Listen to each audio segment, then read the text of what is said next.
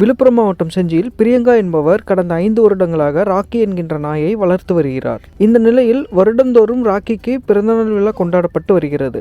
அந்த வகையில் இன்று 5ஆம் ஆண்டு பிறந்த நாளை முன்னிட்டு ராக்கி என்கின்ற வளர்ப்பு நாய்க்கு கேக் வெட்டி பிறந்தநாள் எப்படி மனிதர்களுக்கு கொண்டாடுவார்களோ அதேபோல் நாய்க்கும் பிறந்தநாள் கொண்டாடப்பட்டது.